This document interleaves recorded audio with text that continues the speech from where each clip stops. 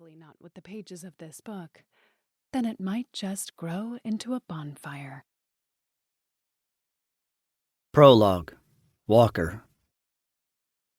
Shards of glass tumbled over the asphalt, shattering into pieces of starlight under the glow of street lamps. It would have been an alluring sight to behold if not for the horrifying scene Walker knew awaited him once everything stilled. As if to affirm his impending doom, a chunk of metal sparked as it skidded to a stop in the middle of the road, a tiny firework in the darkness.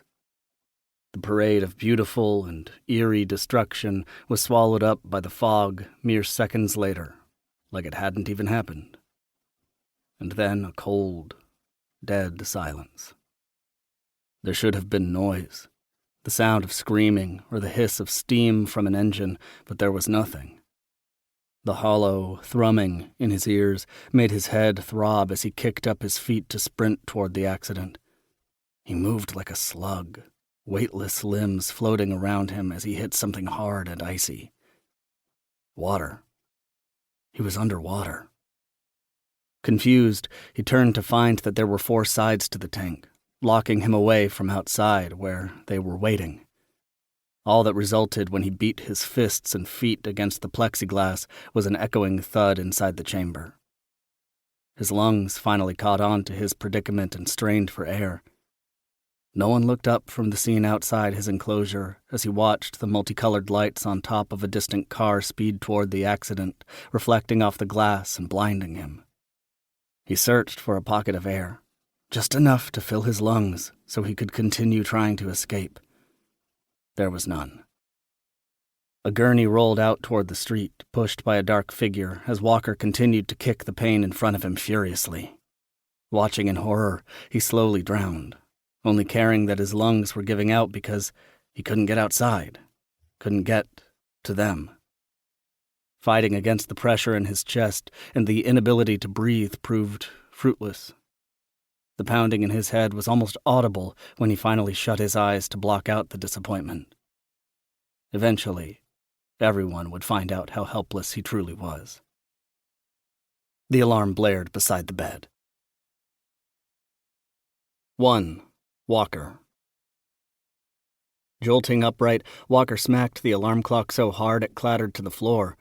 The need to breathe roused him from sleep more than the actual alarm did, and he inhaled sharply to confirm he still could. Rolling out of bed, he placed his feet on the ground, still catching his breath. The freezing wood floor was a shock to his unsocked feet, expecting the warmth of the cheap carpet in his apartment. At first glance around the room, he was inclined to believe he'd had a one-night stand, which he wasn't opposed to, until the disillusionment of his surroundings settled in. Right. You're at your brother's house, which I guess is now your house. The nightstand next to the bed did not contain any condoms for his supposed one-night stand. Given the 5, yes, count them 5 children Walker's brother and sister-in-law had, contraception was probably off the roster. 2 of the kids were adopted, but it didn't change the fact that there would be no sex in Walker's future. After 4 months of basically taking over his brother's life, Walker couldn't quite shake the feeling of not knowing where he was in the morning. It wasn't like he hadn't woken up in some random woman's bed before, but this was different. The air of familiarity was all the more confusing until his memories finally came flooding back to him, filling him with dread like they always did. Sighing loudly, Walker bent over to pick up the alarm clock, which read 5:30 a.m., setting it back on the nightstand that was nicer than any piece of furniture he had ever owned. He was now one of those responsible adults who woke at the butt crack of dawn to get everything done and used a coaster to prevent water rings from damaging an end table. As if God had decided he needed to get his act together in the most fucked-up way possible, his devil-may-care Casanova attitude had come to a grinding halt at the ripe age of 26. The motorcycle of Walker's dreams was sitting in his his garage, untouched. The long hair he used to run his fingers through was chopped off because it was too greasy from his constant state of stress. His niece, Piper, who had an affinity for changing her own hair at the drop of a hat, had finally declared that he looked like the main character from a bad 90s movie and given him a new haircut.